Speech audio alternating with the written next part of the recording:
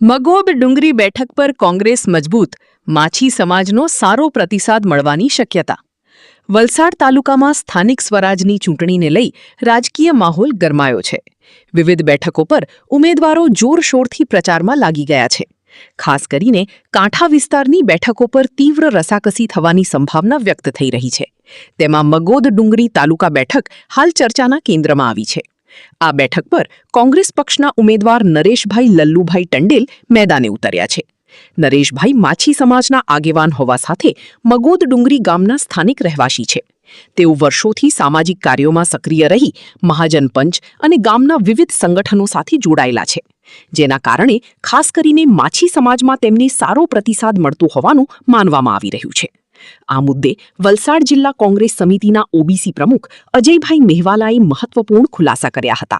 તેમણે આક્ષેપ કર્યો હતો કે કાંઠા વિસ્તારના મગોદ ડુંગરી, મેહગાંવ સહિતના વિસ્તારોમાં થયેલા વિકાસ કાર્યોમાં ભારે ભ્રષ્ટાચાર થયો છે.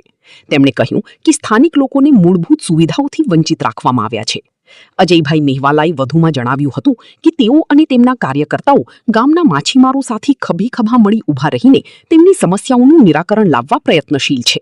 હોસ્પિટલ, પોલીસ સ્ટેશન અને અન્ય સરકારી કચેરીઓમાં પણ લોકોના કામ સરળતાથી થાય તે માટે સતત પ્રયત્નો કરવામાં આવી રહ્યા છે. આ પરિસ્થિતિમાં મગોદ ડુંગરી બેઠક પર કોંગ્રેસની મજબૂત પ્રતિસ્પર્ધા સાથે સારો પ્રતિસાદ મળવાની સંભાવના રાજકીય વર્તુળોમાં વ્યક્ત થઈ રહી છે. હવે આવનારા દિવસોમાં મતદારો કોના પક્ષે મતદાન કરી છે તે જોવું મહત્વપૂર્ણ બનશે. વિસ્તારના જે ગામડાઓ છે મગોદ ડુંગરીથી લઈને, તો તેની અંદર કોંગ્રેસ અને ભાજપ દ્વારા જે પ્રચાર થઈ રહ્યો છે, તો શું લાગી રહ્યું છે કે આવનાર સમયમાં તમને કેવો પ્રતિસાદ મળી રહ્યો છે? આપ તો જાણો જ છો, બધા વ્યૂ તમારી પાસે છે જ. આ વખતે જે થયું છે કોંગ્રેસની ટિકિટ ઉપર ઘણા, એ બધી આપણે વાતો ન કરીએ તો બધાને મીડિયાને ખબર જ છે. પણ ફક્ત હું કાંઠા વિસ્તારની જ વાત કરવા માગું છું, અને તે પણ હાલ તો પાનેરા સીટ, જે જિલ્લા પાનેરા સીટ છે એમાં તાલુકાની 3 સીટ હોય, એમાં ફક્ત આપણે 21 મગોદ ડુંગરીની વાત કરીએ. હવે 21 મગોદ ડુંગરીની સીટમાં જોવા જઈએ તો મગોદ ડુંગરી, નામ જ મગોદ ડુંગરીની સીટ એટલે એક જ વસ્તુ એનાથી ઉભરે કે કેન્ડિડેટ તો મગોદ ડુંગરીના જ છે, અને માછી સમાજની ફૂલ મેજોરિટી છે. તો મારું તો એક જ મંતવ્ય કે માછી સમાજને ટિકિટ અપાય અને આપવી જ જોઈએ. અને એ રીતે જે ચાલતું આવેલું હતું એ મગોદ ડુંગરીમાં કાયમના કોંગ્રેસે પોતાનો પક્ષ જાળવી રાખ્યો છે.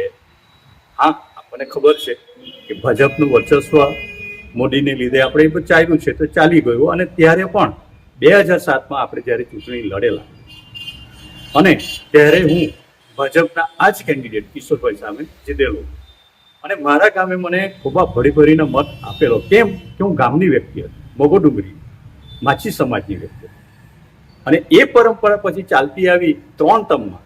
ભાજપે બી 3 ટર્મમાં ટિકિટ આપી માછી સમાજ, કંચનબેન, પાર્વતીબેન અને ધર્મેશભાઈને. અમારું તો કન્ટિન્યુઅસ ચાલતું આવેલું, અને આજે બી એ પરંપરા અમે જાળવી રાખી છે. પણ ભાજપે એ પરંપરા જાળવી રાખી નથી. એ લોકોએ ઉપરથી લાવવાની કેન્ડિડેટ મૂકી દીધા છે.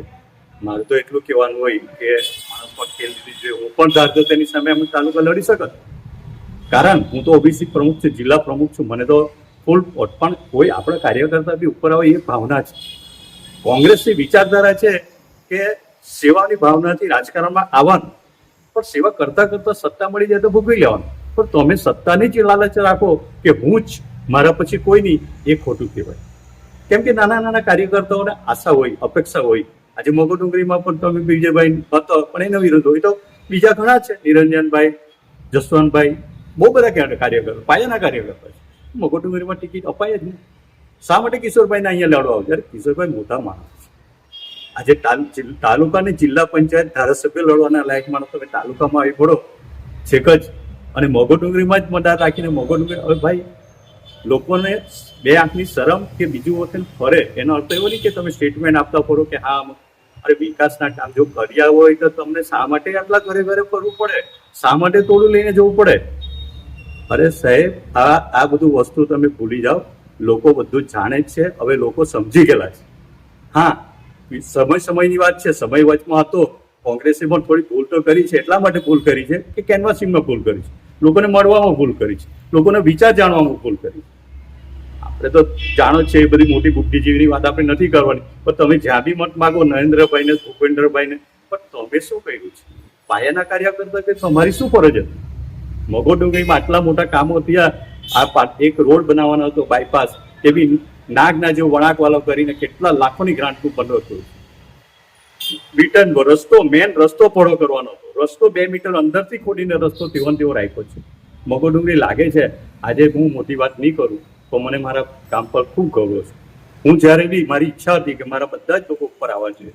આજે હું શિપિંગ લાઇન સાથે જોડાયેલો છું, ઇન્ટરનેશનલ લાઇન ITF-માં પણ જોડાયેલો છું. મને ખબર છે એક CDC જે મળતી હતી એટલી આજે હું પાસપોર્ટ જેમ આપણે લોકો કેટલાની રોજીરોટી કરતા થયા છે. હા, એના માટે હું અથાક પ્રયત્ન, કેટલો પૈસા કરે એ મારી વાત, પર્સનલી વાત છે. પણ મગો ડુંગરીનું સ્થળ ઉપર આવ્યું છે. આજે મગો ડુંગરી તમે જુઓ, ઘરે ઘરે બંગલા, લોકો વ્યવસ્થિત ખાય છે. મારી ભાવના એવી જ હતી કે બાજુમાં જ તો મેમાં મારા માછી લોકો થોડી વાર ત્યાં પણ થવું જોઈતું હતું. પણ શું લોકો બિચારા અતુલ ગયા કોન્ટ્રાક્ટમાં આવીને સાંજે પીને કેટલા લોકો બધા પતી. તો આપણે આનું સ્થળ કેમ નથી લાવી શકતા ઉપર? તમે રાજકારણમાં આટલા વર્ષોથી છો, આટલો મોટો રાજકારણી છો, તો પછી તમે પેલા લોકોને પાયાની સુવિધા પૂરી કરો, લોકોને ઉપર લાવો. મારું તો બસ એક જ વિનંતી છે મારા સમાજના લોકો કે જાગો. આ બધી જ જગ્યાએ કોસંબાની પરિસ્થિતિ તમે જોઈ છે, દાંતી કકવાડીની જોઈ છે, બધી જ આવી તો SC સીટ હતી, કોઈ મળ્યું નથી કેન્ડિડેટ. પણ શાના માટે આજે માછી સમાજ ફક્ત ને ફક્ત વોટ બેંક તરીકે જ યુઝ થાય છે? બાકી માછી સમાજની કોઈને કઈ લાગણી નથી. હા, ખેડૂત તરીકે લોકોને આપણે જો કેટલા રૂપિયા મળે છે ત્યાં, કેમ કે એ લોકો ખેડૂત છે, એની કોઈ પણ સાથે આપણે માછી, આપણામાં ખાલી સર્ટિફિકેટ પર લખેલું હોય કે હિન્દુ માછી અને આપણે દરિયાઈ ખેડૂત કહેવાય. તો દરિયામાં આપણો કાં હક છે? આપણી પાસે 7 બાદ છે દરિયાનો? આજે માછીનો આખો ધંધો પડી ભાંગ્યો છે, લોકોને ખાવાના ફાફા છે. જે લોકલ માછીમારી કરે છે, બોટો બધી સાફ થઈ ગઈ છે. મગો ડુંગરીમાં 100 બોટ હતી, એમાં 2-3 રહી છે. હવે મારું એક આ શિપિંગ લાઇન ન હતે તો શું થતે લોકો? આજે આ ટાવર પણ ટોટલી આ ધનુકોડા ઉભરી ને જગ્યાએ તંડે લોકો ઉભરી હતી. પણ મને ગર્વ છે મારા સમાજ પણ કે અમે આ શિપિંગ લાઇનને મેન્ટેન કરીને અમારી જાતે કોઈ સરકારી ગ્રાન્ટની કોઈની પણ આજે સ્થળ ઉપર લાવ્યા છે અને લાવતા રહીશું. પણ મારી જનતાને એક જ વિનંતી, મારા સમાજને એક જ વિનંતી, થોડુંક જાગો, થોડીક પોતાની બુદ્ધિ વાપરો. પક્ષ તો આવીને જશે પણ સમાજ રહેવાનો, સમાજની ભાવના. નમસ્કાર.